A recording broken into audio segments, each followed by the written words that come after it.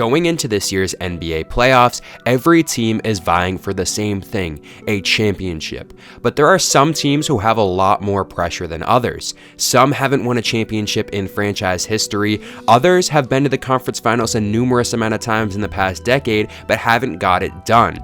Let's go through the top 5 teams with the most pressure on them in this year's playoffs.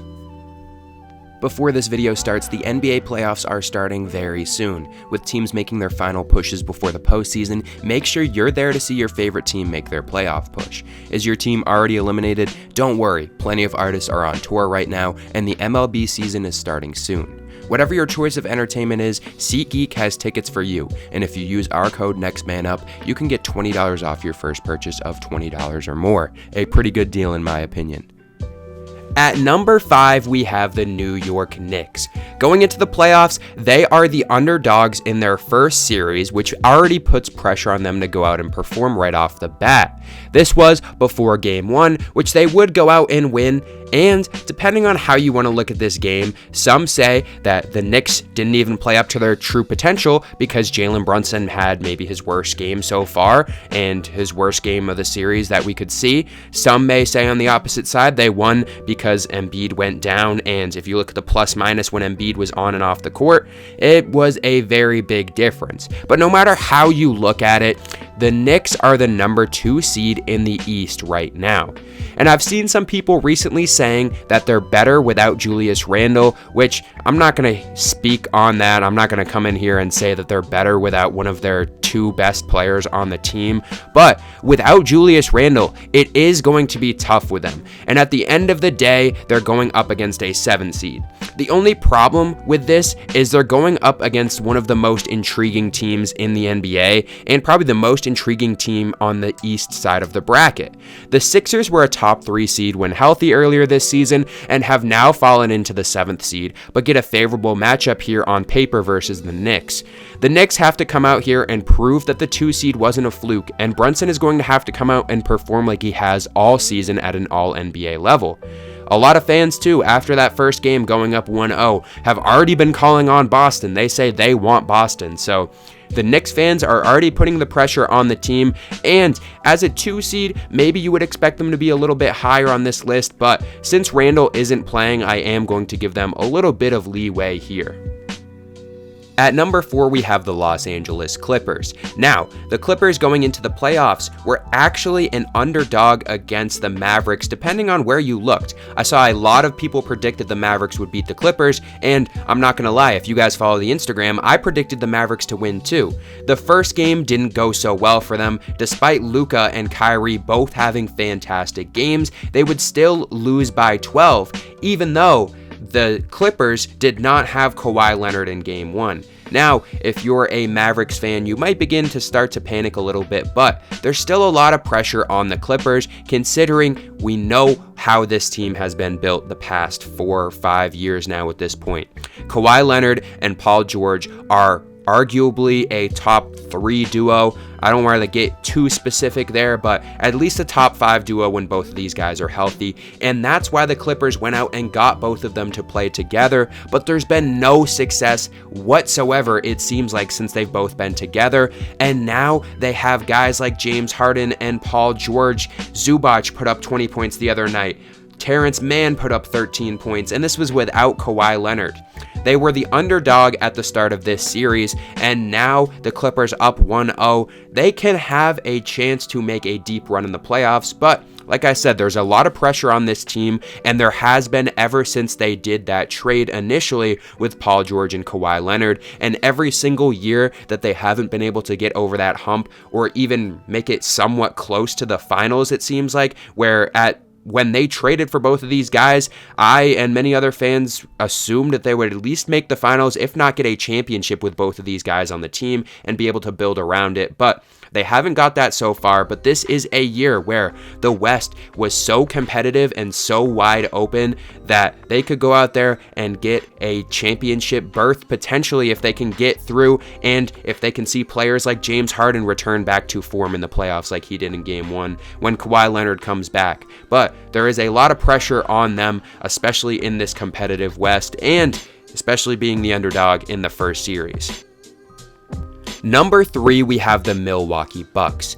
And when we talk about NBA duos, Giannis Antetokounmpo and Damian Lillard could arguably be the best duo in the NBA when we look at pretty much any metric you want to look at. Giannis, one of the best players in the NBA, I think easily a top 3 player in the NBA right now, but he is injured going into the start of this series. We'll see when he comes back, but they did go out and trade pretty much everything. They went completely out of their way to go and get Damian Lillard. It seemed like he was almost a lock to go to the Heat, but they came in, they swooped in and got Damian Lillard, then obviously getting Doc Rivers. There's a lot of pressure behind this team right now. With a massive trade like that, getting Damian Lillard, having him and Giannis Antetokounmpo, I don't know where you guys place both of those players, but top 15, top 10 players in the league, depending on where you want to put both of them. Probably the best duo on paper in the NBA, even though in the playoffs there's so many great duos, Jokic and Murray, when we're talking about the Lakers, AD and LeBron. But I think especially in the playoffs, the way that we've seen Damian Lillard be able to elevate his competition and the way that we've seen Giannis go out and win a championship by himself, obviously Chris Middleton was there and he still is now, but with Damian Lillard, this team has a lot of pressure, and when you have Doc Rivers as your coach, especially in the playoffs, there is a lot of pressure, as we know. Last year, the Sixers had the chance to knock off the Celtics with Doc Rivers as the coach, and that did not happen, and we've seen Doc Rivers blow numerous 3-1 leads, so there's always pressure in the playoffs when Doc Rivers is your coach. Also, before this season too, they were up there with the Celtics. The Celtics had a very, very good regular season. But the Bucks are constructed in a way that they want to be able to go out there and compete with the Celtics. They believe that they're better than the Celtics, which if you look at the teams on paper, the Celtics did perform very well this year, but both teams have very good players from top to bottom, probably the 2 best starting 5s in the league at this point. So there is a lot of pressure on the Bucks to succeed this season, even more after getting Doc Rivers, even more after getting Damian Lillard. At number 2, we have the Oklahoma City Thunder, the number 1 seed in the West and the youngest team in the NBA. And when we talk about the game difference between them and everyone else in the West, there was only an 11-game difference between the number 1 seed Thunder and the number 10 seed Warriors going into the playoffs. When we look at the East, between the number 1 seeded Celtics and the number 2 seeded Knicks, there was a 14-game difference. That's a 3-game difference between the 1 and the 10 seed in the West and the 1 and the 2 seed in the East, which is just insane. It shows how wide open the West was and how competitive it was going to be with all these teams with great duos, some teams having great trios, some teams just having great depth overall. And the Thunder, out of every single team in the West, went out, they beat out the number 1 seeded team from last year, the Nuggets, who went on to win the championship. They went out and beat the Timberwolves, who had the best defensive team in the NBA and had Anthony Edwards. They beat the Clippers with Kawhi, Paul George, James Harden, Russell Westbrook. They beat out the Mavericks, who have Kyrie and Luka Doncic. The Suns, who went out and tried to get Bradley Beal, and they got him in the offseason. The Lakers with LeBron and AD. We can go through all these teams in the West. The Warriors, who have championship experience, didn't even end up qualifying for the playoffs. But the Thunder going out this season have some of the most pressure out of any single team in the playoffs. They are the youngest team, so we're going to have to see how they can compete in these tough moments. We saw it the other night as well when they played against the Pelicans without Zion. They won the game by 2 points. They were favored by almost 10 going into this game because there was no Zion Williamson. The Thunder looked like they were having a very tough time, but Shai Gilgeous-Alexander went out there and he made the game-winning bucket. And in the end, CJ McCollum had the chance to make a game-winning 3. It did not go in, and they would lose by 2. But if you look at this game, there's a lot that you can look at. But overall, it was a very good game, and the Thunder may be a little shocked right now that they couldn't go out there and kind of dominate in that game like they've been throughout the whole entire regular season, especially with no Zion Williamson. So there's a lot of pressure on them. After that, if they want to go through the West, they're going to have to go through those teams like we mentioned before. They're going to have to go up against either the Nuggets or the Lakers, whoever wins that series. Whoever wins, we have the Timberwolves, Clippers, Mavericks, Suns. All those teams are going to have to go up against, and all those teams teams have a lot of playoff experience. Most of them have championship experience with players who have won championships. So there's a lot of pressure on this team being so young, and really this season they have developed so much. But like I said, if you don't have that playoff experience, a lot of the time it's going to be hard to go out there in these games, these close games, and get it done. But Shai has been cold in every single moment. He is cold-blooded. He can go out there and make a shot whenever they need to. So as long as he can step up, the rest of this team is going to have to step up behind him as well. But like Shai said, he's Mr. Consistent, so we'll see how far this young Thunder team can take it.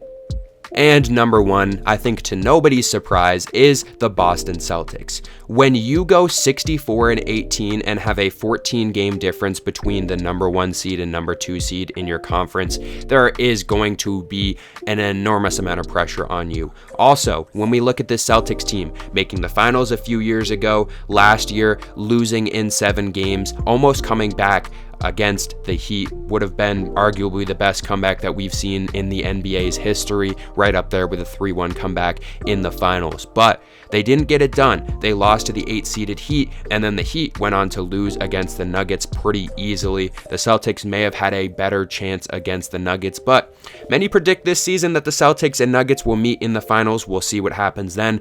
But with Jason Tatum, who is a perennial MVP candidate, up there in the top 5 almost every season the past few years, Jaylen Brown, who became the most paid player in NBA history, you go out and trade for Kristaps Porzingis because these past few years you've fallen short. You need one thing, and throughout the past few years, I think if you guys have watched these Celtics games, there's always been kind of a hole at that center position. Al Horford, good, but they were kind of missing that third star at the center role. They got it this year. Every single player on the team had their best offensive season of all time, most of them having their best defensive season of all time. And on paper, I don't see a team that can really compete too much with the Celtics besides probably the Nuggets, just because Jokic just seems to be unstoppable in the playoffs. But there is a lot of pressure on this team. When you go out and get Kristaps Porzingis, when you have 3 star level players, all-star level players, with an MVP type candidate with Jason Tatum, it is going to be very hard to figure out what to do next if you can't win a championship this season, because this team is just built so well from top to bottom. Yes, there are questions about the depth. We'll have to see what happens, but when you have the best starting 5, starting 6, starting 7 players in the league, you almost don't even need that, especially when you get to the playoffs. You have a young coach in Joe Mazzulla. You have a guy in Jason Tatum, which we have seen be cold in the first quarter of games, sometimes coming out and not being able to make those clutch shots. So there are some questions around the Celtics, but I personally really don't see any way that the Celtics don't go out and get a championship, and I'm saying that as a Sixers fan this season, so you may be saying that I'm trying to jinx them, but on paper, this Celtics team is probably the best team in the league. I think really the only team close, like I said before, is the Nuggets, just because Jokic is so unstoppable, and we saw them win a championship. They know how to do it. So it's going to come down to guys like Jason Tatum. Can he step up? Can Jaylen Brown go out there and make a left-handed shot? Can Kristaps Porzingis go out there, and if Tatum and Brown struggle, can he be the guy that steps up? There's a lot of question marks, but like I said before, this Celtics team is the best team in the league on paper. So can they go out and actually get it done? We'll have to wait and see on that. So let me know down below, who do you guys think has the most pressure in the playoffs, and who do you guys think is going to win the finals this year?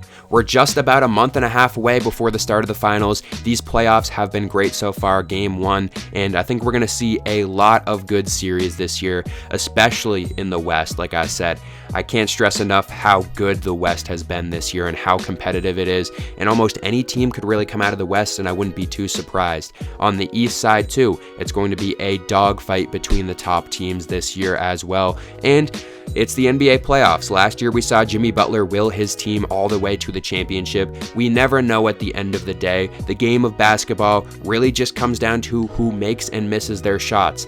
The regular season does not mean anything once we get to the playoffs, and the only thing that really matters now is going out and getting more points than the other team. So let me know down below, who do you guys think is going to win the championship, and I'll see you in the next one.